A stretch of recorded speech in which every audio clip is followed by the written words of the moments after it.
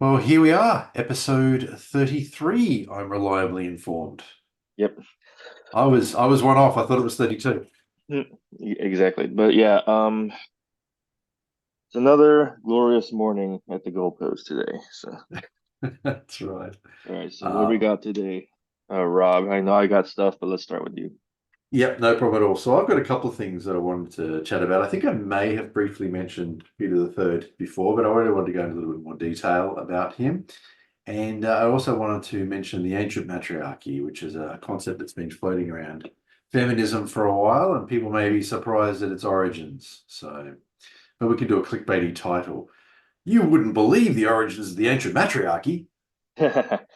Well, we'll discuss titles, but I think I got a good one myself. Okay, cool. All right, Peter the Third. So he is mocked by modern historians, and I have to admit, I'm a history geek. Okay, been a history geek since I was a kid, right? But history is rather long, and there's rather a lot of it. Okay, so I didn't actually research Peter the Third until quite recently, within only the last 2 or 3 years, seriously. And I have to say, I believed what the historians were saying until I actually started investigating. I discovered the truth, which is rather a bit different to what they're saying. So if you read historians about him, and this will come across in even it's professional historians saying this, but you'll see it in documentaries about Russia and history and all sorts of things. So Peter the Third was sort of some sort of sniveling little character who played with toy soldiers and who then treated his soldiers, his actual soldiers, like toy soldiers as well, sort of marched them around the field and so forth. And I mean, it could literally be. I mean, I think he actually did have some soldiers, right? But it could literally be the case that he had marched the soldiers up and down the field. But really, I think this is really an incredible person whose time on this planet was cut short and who could have done some amazing things. So, what happened was I was researching for my book, The Victorian Fallacy, about Russia, and I'll talk separately about this, but there were a lot of we mentioned plenty of times, there were a lot of female rulers historically. Russia in particular went through a period where it had quite a lot of czarinas who were in power, regnant czarinas, so they actually had the power. Now, his Peter the Third's auntie was Elizabeth, and she was czarina. She was the ruler of Russia. She had actually deposed a young man by the name, or actually a baby, I think at the time, by the name of Ivan the Sixth, who had inherited the throne. So she has deposed the baby. She locked Ivan the Sixth up, by the way, in jail as a baby. She forbade him to have an education. Remember, she's the absolute ruler of Russia. So poor old Ivan the Sixth, who's nothing, just a baby, is forbidden to have an education, and his jailers weren't allowed to know who he really was. And that kind of reminded me of the story of the Man in the Iron Mask, actually. And I wondered whether it had been some influence there, because maybe it's a little bit early, but uh, the fact that his jailers weren't, I think they kind of had an idea, but they weren't officially supposed to know who he was. Anyway, so she didn't have any kids, I think. So she picked her nephew, Peter, who was a German prince, to be her heir presumptive. And he was 14 at the time, and he almost immediately moved to Russia. Now, it is true he never learned the Russian language, but one of the things I often don't mention is for several centuries, the language of the Russian court was French.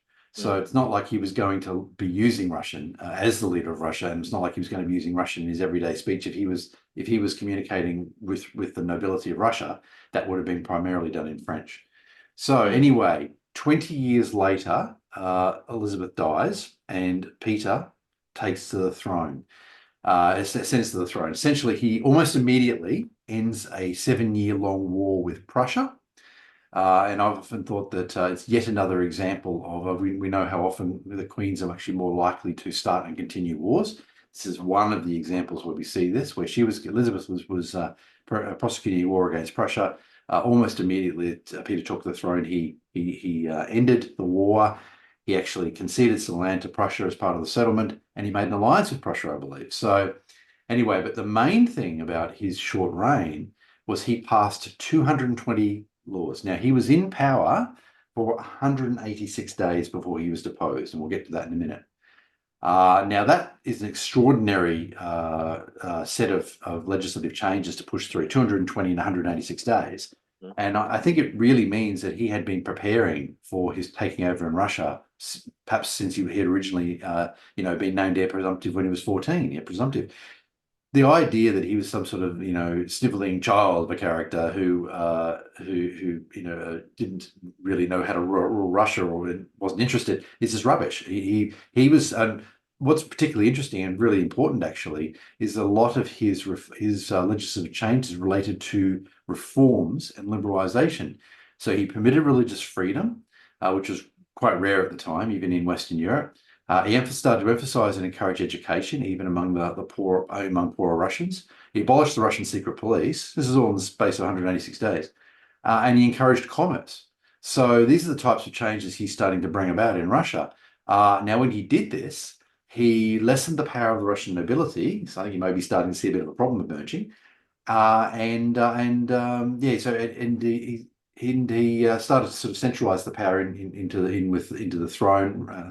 So damage the power of the Russian nobility. He did actually do one thing that I thought was good for the Russian nobility, and they deposed him anyway. He actually eliminated their compulsory military service, but other than that one thing, most of his legislative changes could be seen as anti-nobility. He actually removed the right of lords to kill their peasants, and in actual fact, he would. If a noble killed their peasant, they could potentially be exiled from Russia, apparently. And he also apparently even removed land from one woman who was actually quite abusive towards her peasants, one female noble. So,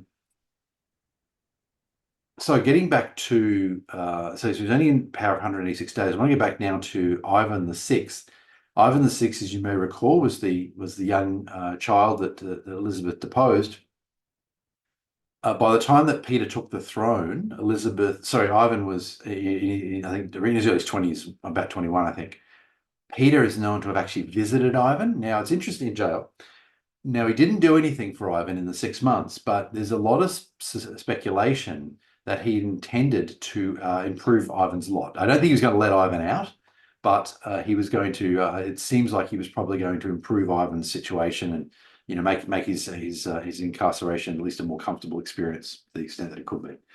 So very different to Elizabeth, who, as you may recall, who forbade Ivan from actually getting an education. So who deposed Peter? Peter was deposed by two groups. Well, he's the nobles and his wife, Catherine. Of course. This is none other than Catherine the Great, so called by historians. I call her Catherine the Usurper, because really, if you look at it, she was a warmonger. Maybe she did some good things in her reign. I think that's actually a bit debatable, but she was a usurper, and she certainly was a warmonger. I think that Russia would have been better off with Pete if Peter had been able to stay on the throne longer. It would have been really interesting to see what he had done. What he would have done. I suspect he would have liberalised the political system a little bit more in later years, and I wouldn't be at all surprised if he tried to introduce some form of limited democracy. And if that had happened, perhaps things would have been different in Russia. Maybe the Russian revolutions of the early 20th century might have been avoided if the country had been more liberal and more democratic. Even if they only had limited democracy, they might have been able to avoid that. And that would have prevented the rise of communism potentially in Russia. So that's a big what if, but I think there's huge potential for what could have been if Peter had stayed on the throne. But instead, we got Peter for 6 months, and then we got Catherine the Usurper. Now, Peter was locked up, of course, and then he died under mysterious circumstances while in custody. I'm sure that was really just an accident. Yeah, absolutely. Right. Yep. Did he shoot him 150 times in the head? Yeah, exactly. Shot will escape. Exactly. So yeah, exactly. Was it? Yes. Yes. Wasn't there? There was another case I saw where somebody supposedly committed suicide, and it was a physically impossible act for someone to kill themselves in that way. Yeah. Right. No, I think there was meant to be some sort of fight or something in the jail, and he died. So yes, all a bit mysterious. Okay. So you can read more about Peter III on A Voice for Men. I've written an article about him. He'll also be mentioned in my book, The Victorian Fallacy. And I talk a bit more about the Tsars and Tsarinas of Russia too, because there were a lot of queens. I've mentioned Catherine and Elizabeth here, but there were quite a number of others as well. Yeah, history didn't pan out the way most feminists will tell you. There were a lot of female rulers historically. Right.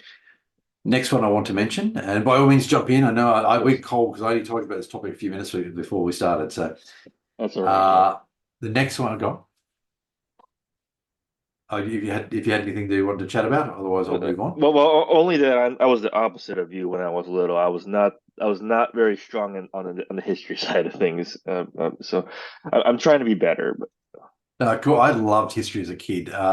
I think I may have mentioned this before, but I actually got a book when I was quite young. I probably had read maybe had some other history books, but one book that really was very influential on me was a book called Pageant of the Past. It was actually a former high school text, or it would have been in a former high school library, purchased by a member of my family. I think when a library got rid of it, our school library got rid of it, and I found it at my grandparents' place, and it was probably I was about I guess about 8 or something, and I was a pretty advanced reader for my age, and I think it was targeted at about 12 to 14-year-olds, and it was just perfect. And it talked about all sorts of interesting stuff, and really, I think in many ways sparked my interest in history. So I still have it, by the way. oh, good. Yes, I made sure I found it a few years ago. Made sure it's there. So the next one I want to talk about is the ancient matriarchy. So this is an interesting concept, and you do occasionally hear feminists talk about this still, but I'll go a little bit through it. So the claim of the ancient matriarchy is that ancient human cultures were in fact matriarchal. Now, some will claim that was essentially this went on for a few thousand years, or maybe even longer, and they'll claim that at some point patriarchal societies. They said that the matriarchal societies were very peaceful and so forth, and the evil patriarchal societies came along and conquered them because they were warlike and so forth. Right. But there's another reason they claim the matriarchy fell as well, which I'll get to in a moment. But that's one claim that you often hear. So the idea is that ancient societies were matriarchal, and the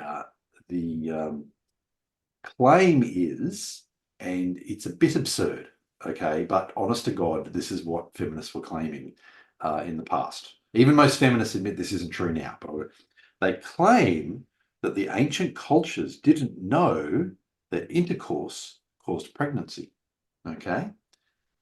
Right. I'm serious. Because of that, men weren't very important because they weren't involved in the process of producing life at all. That was women, and that's why it was a matriarchy. Mhm. And they just realized that once societies realized that intercourse caused pregnancy, men became more powerful in society. That's the other argument that's put forward, as well as the violence one about why the age of matriarchy fell. That's the Right. funniest reason. Yeah. Exactly. Let's be very clear here. There is never been a human culture that didn't know that sexual intercourse made babies. Okay. Exactly. All human cultures know this. All human cultures have always known this. Okay. Right. So what's really interesting about this is that it was the original concept was actually invented by, are you ready? A man. Right. Johann Jakob Bachofen was the name of the man. We actually know his name. He actually was in the 19th century. He came up with the idea of the ancient matriarchy. I think he actually came up with the idea that they didn't know about the connection between sex and babies. Okay. Now, after he created the idea, other men in Europe kind of embellished it. And not much happened for a while with it, actually, but it was picked up by feminists in the 1970s, and they really ran with it. And that was when feminists really believed this stuff, okay? It appears though that most of the feminists at the time didn't know about its origin, but I always love pointing out to them that it was created by a man, because I think that's just priceless, right? Right. Right. So now, today you won't hear it much. You do occasionally hear it mentioned. You won't hear it much. Most feminists today, even among those who know it, will acknowledge that it isn't true.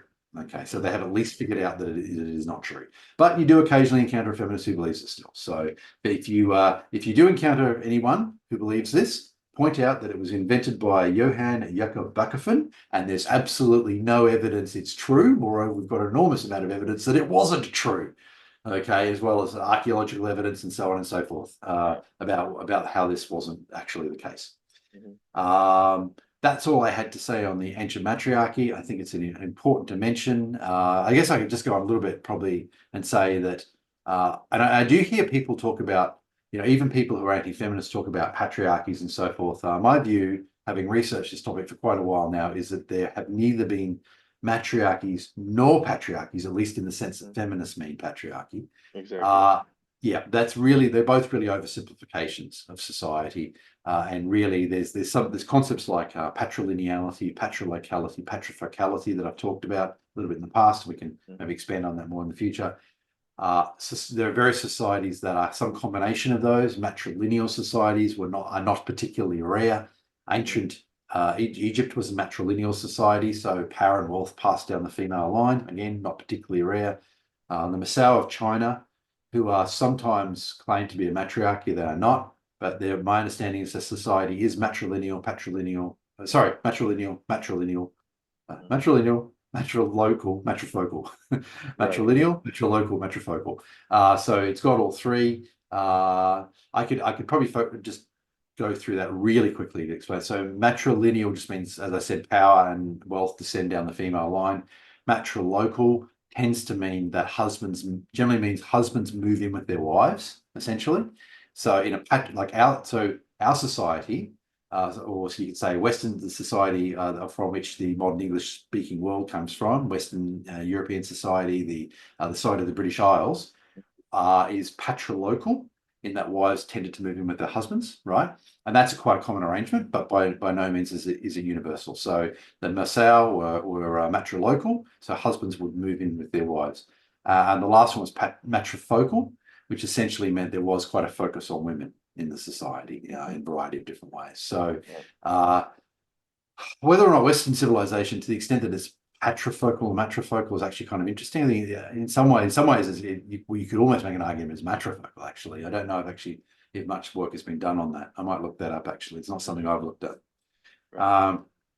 But anyway, so those are and I've torn through those, but there's information on those on these terms on A Voice for Men and Wiki for Men and so forth. No true matriarchies, no true patriarchies. They're both very simplistic ideas. Real life societies are some combination of focused on men and focused on women. So that's the reality of all human societies. And the way societies express it does change based on which of these characteristics do appear in the society. The Masao, by the way, I believe had kings in the past. That was another argument against them being a matriarchy, that they had kings. The Masao have picked up a lot of tourism, and this claims they're a matriarchy. And I've heard that they are playing it up quite a bit because it really is increasing the tourism. So just bear that in mind if you hear claims like that. So that's all I have. I wanted to go over those topics. Over to you, Vernon. I believe you had a topic you wanted to discuss. Yes, so I'm going to talk about Gad Saad right now. So let's see. So I suspected this as much, right? Because he's part of the intellectual dark web and everything like that. So this was something I don't follow Gad Saad because I don't care for him, but Bloodstained Man reposted a post of his, and when Bloodstained Men repost something like that, we know what the subject's about. So here's a two-part.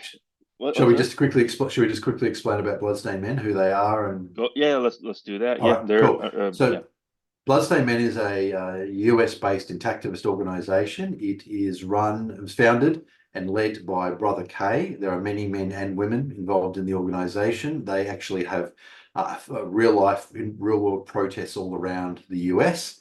Whenever I'm in the US, I actually keep an eye on where their protests are. And if I find myself in a city where there's a protest and the time is available, would love to attend one of their protests. It'd be absolutely fabulous. Brother K, I personally know Brother K. I don't know if you've met Brother K. Well, I've spoken to him during our conferences. So. Okay, brilliant. Okay, great. Yeah, cool. I've known him for a number of years. He's spoken at our conferences. He's communicated with him privately about a bunch of different stuff and so forth, so topics, but always related to intactivism. Brother K is a passionate intactivist. He's a gentleman now. He's in his 70s and just on fire. So much energy. Fabulous. It's fabulous work he's doing. And I think he's really, I have to say, dare I say, he's personally, I think, really revitalized intactivism in the United States. Right. I really do believe that. Absolutely. Right. But yeah, so this is so I'm going to read it out. This is the post that Gad Saad made in two parts. Uh, if you guys follow my Twitter, you can find me having quoted him, and so you can find it out. But here it is. This is Gad Saad. Some imbeciles will go up in arms when I mention female genital mutilation, but I don't mention male circumcision in the same breath. This is a grossly false equivalence. Yes, we can discuss male circumcision, but they are hardly the same. Pigeon and ostriches are birds, but they are not the same just because they are both called birds. People who weaponize a tsunami of false equivalences need to buy my forthcoming book, memorize it, and place a photo above me above their beds as penance. It's funny you mention false equivalence because I was going to suggest that his bird analogy is a false equivalence. Mm-hmm. Yeah, what a ridiculous analogy. Yeah, very disappointing to hear that.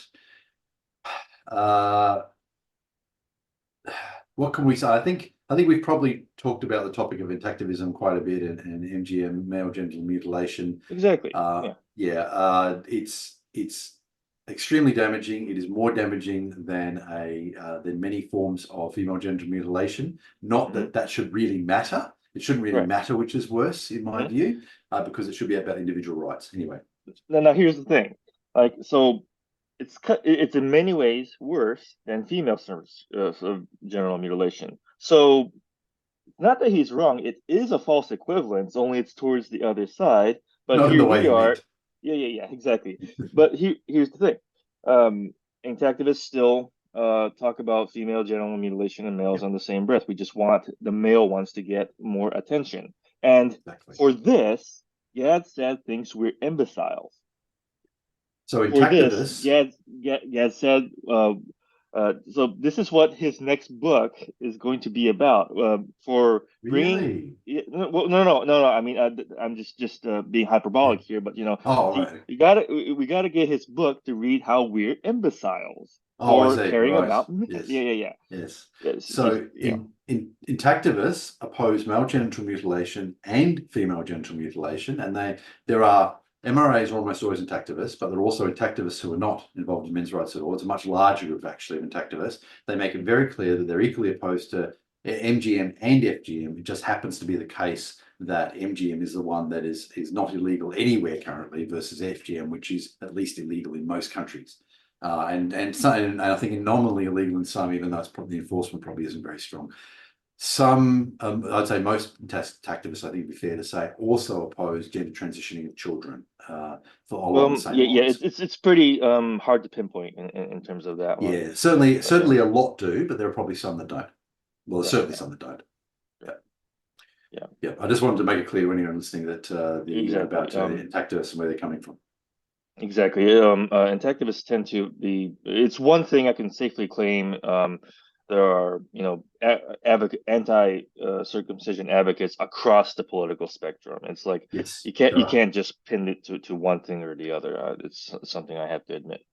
That's true, and there are even feminists who aren't activists. There are, yes, yeah, Yep. So right. it But really but does fem go across society. Exactly. Though I will point out that feminism is not the male intactivist movement. It's just some feminists happen to be it. Exactly. That's right. Right. Yes. Right. But yeah, like I said, this is not surprising stuff, but I'm surprised it took this long to get confirmation on. And this is the same person that spoke to some extent of the tragedy of David Raymer, who was had his mm, circumcisions are botches, but for the sake of Yes. context, let's say a particularly botched circumcision. So he's spoken about the subject before, but probably stuck to the whole trans subject because he cares more about that than actually mutilating children for regular reasons.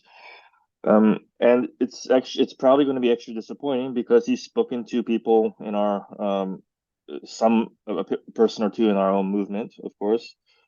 And so maybe we should stop idolizing this guy. Stop treating him like how a lot of us still treat Jordan Peterson, Yeah. and he's buddy buds with the likes of Ben Shapiro, so it's kind of not surprising in the slightest where his stance is. He's not going to be a friend to men, and certainly not to boys in this case. Uh, I dismiss them all as a-okay with male sacrifices, even if they're as young as a small amount of years old. And I've gotten some comments about when I've spoken about it in our own circles, how we should be, you know, agreeing with them where we do, but just keeping him in check where we don't. But um, here's the problem with that. uh, this sort of thing kind of exposes their moral mindset when it comes to their end priorities, when it comes to children, male children and such. If they straight out admit that that not only that they don't hold it in the same regard, but that we who do are imbeciles, Mm. then that is a shot at their moral character. I can't respect them in such a way that I can continue to be any kind of fan where I specifically agree with them or something like that. This is why I Yeah. don't care about the whole uh, lesser of two evils sort of thing. Yeah. It It's completely curtails the moral aspect, and it kind of lets in uh, idiotic things. It lets them kind of fester. And well, It's a very yeah. unprofessional. Sorry, it's a very unprofessional way of speaking. Really, it's really quite disappointing that he would say that. Versus, there are other ways he could have phrased it. He could have disagreed with intactivists without resorting to that sort of language. Well, I think that that's kind of their true colors. I think Mm. that's what they do in fact think of us. Yeah, And right, yeah. So Gad Saad could take his own mind virus. That he keeps on talking about mind virus. I think he's the guy mm. that's the source of that particular term. Well, he's got his own clearly. He's got his own that he Mm. needs to completely work out. So he needs to take that and shove it up his feeble urethra. Yeah. It's as I said, it's ridiculous that he would say that, and that's right. And we do see this quite a bit. And in some cases, there are people who sometimes support men's issues. And a good example would be oh dear, I'm being meant to blank on her name now. In Australia, Pauline Hanson, Australian Senator Pauline Hanson. She sometimes mentions men's issues, and when she does, I applaud her. But I think there's probably a little bit of difference there in that she's never said anything that's anti-male at all, actually, even though she herself is probably fairly traditionalist. I don't think that's a radical claim.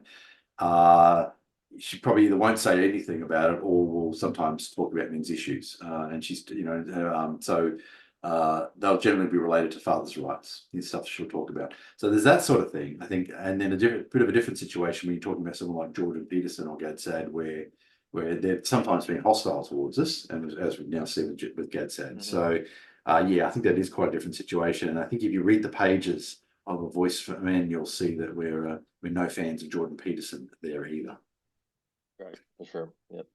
Yep. There are despite what still some people claim well, yeah, or and or there's still advocate. too many in the in our movement. I think that give him undue respect where he clearly is kind of showing his true colors too, especially as of Yeah. late. Now that he's famous, now that we're Yes. past him being in trouble with a bunch of SJWs phase. So this is why we should be careful. It's kind of the essence of charlatanism, actually. You speak a truth here or there to smuggle in a bunch of bad ideas in the process, if that makes sense to you. Yes. Right. Yes. Very unfortunate. Yeah, so Exactly. that's something that we can continue to raise awareness about, I Hmm. think. So Right. I'll certainly be adding a quote on Wiki for Right. Men, for example, and there are other Exactly. things we can do to raise Exactly. awareness about these issues. Yeah. Exactly. And I'm sorry, I'm still kind of mad about this. Um, Mm. you know, you know, day 0 old kid, male children die from this, Yeah, yeah. and we are imbeciles for wanting to be getting a little bit more serious about it, you know? It's But interesting that he mentioned David Reimer, and but then, as you say, focused on the gender transitioning. Shall I quickly go through David's case? yeah, let's do that. Yeah. So David was, as an infant boy, is a twin, and was going to be circumcised, and it was, as Vernon said, a botched circumcision, and his penis, virtually his entire penis, was sliced off during the attempt at a circumcision, and the decision was made to gender reassign him as a girl. And that was done, and he wasn't told about what happened initially. And he was brought up as a girl, and a doctor by the name of Dr. John Monet basically studied Hmm.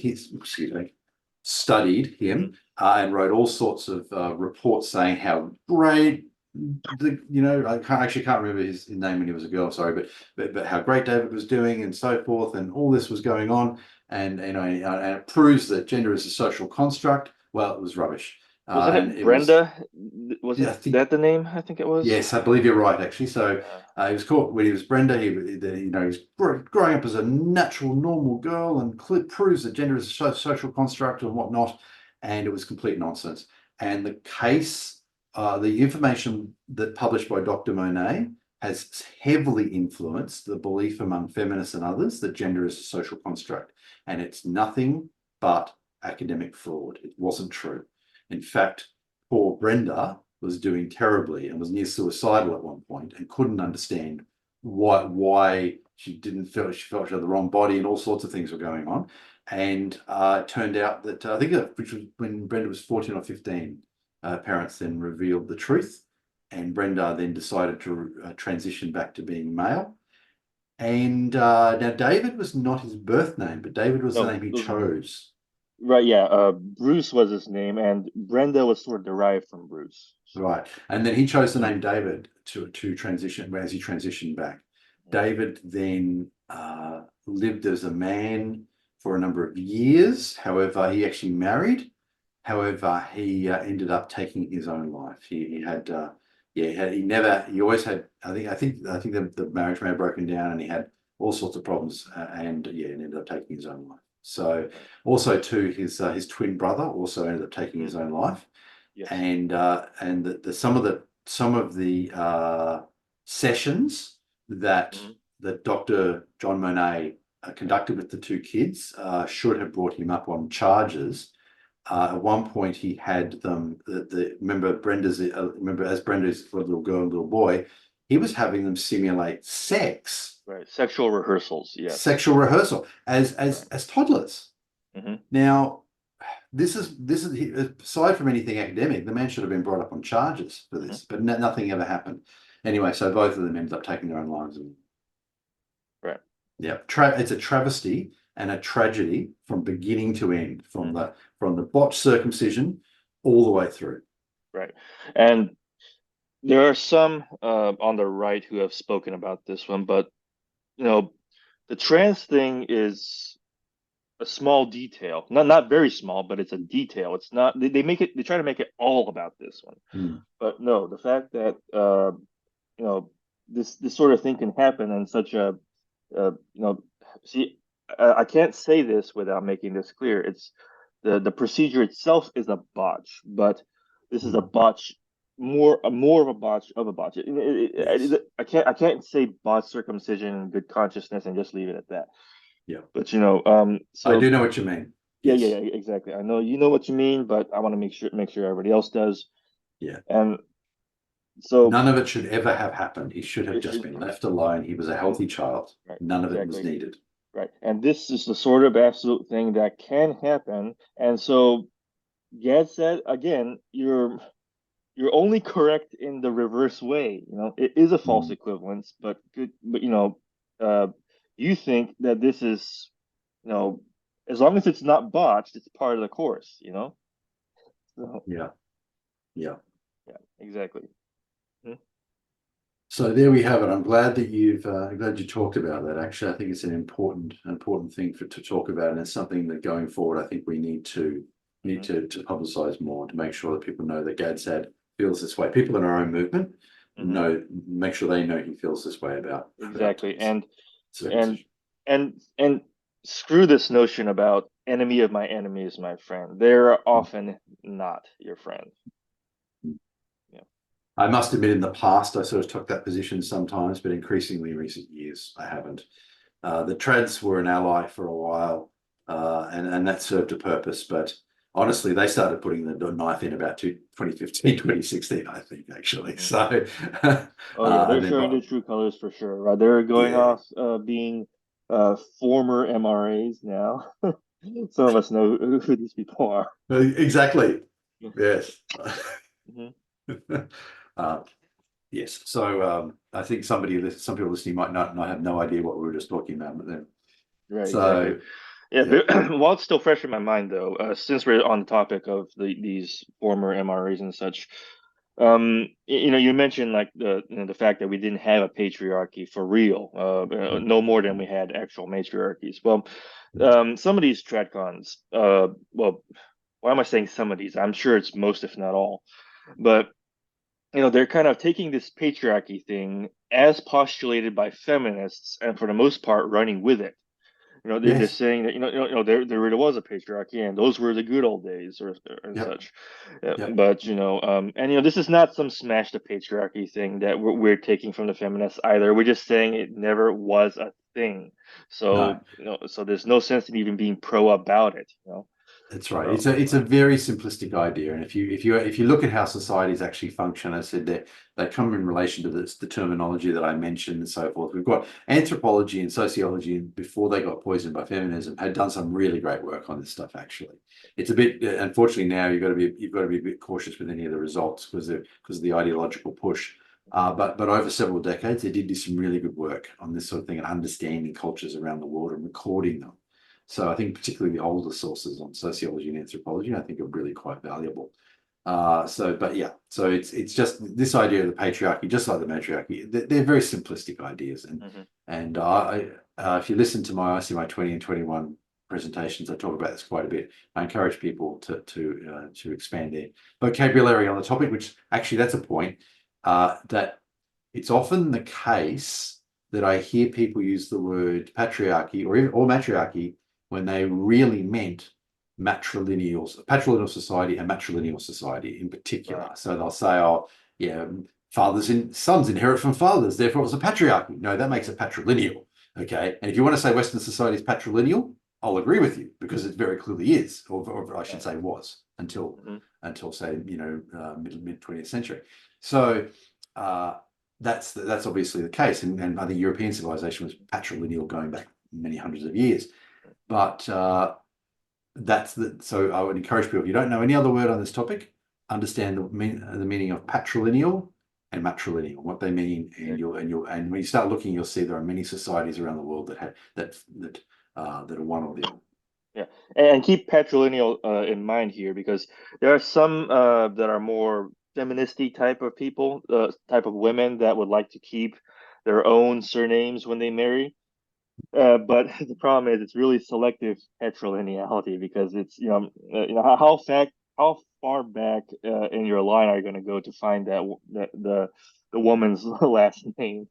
Well, there was a meme going around at one point where it said where the feminist was saying something like, "I'm keeping my name," and somebody said, "You and your father's name." Mhm. Yeah, Yes, exactly. Right. Yeah. Yeah. Yeah. Even if as you we say, even how far back even do you if we go? still kept the term patriarchy, they're still doing selective patriarchy in that That's case. right, So, exactly. So, right. Yeah. Yeah. yes. So that's all I had earlier, Well, and yeah, exactly. And it's not all we actually have. So let's talk about Zoe. let's talk about Zoe exactly. Yeah. So I forgot to mention Zoe last time, so which is a bit embarrassing. So I'm going to mention her this time, and Vernon is committed to mentioning Zoe if I forget. Hmm. So right, so here we go. As of March 2024, a warrant is outstanding for the arrest of Zoe McClellan in relation to charges of kidnapping, child stealing, and child custody deprivation. McClellan was reportedly residing in an apartment in River Ridge, Louisiana in April 2021. McClellan has a wealthy family in Louisiana and may still be residing there.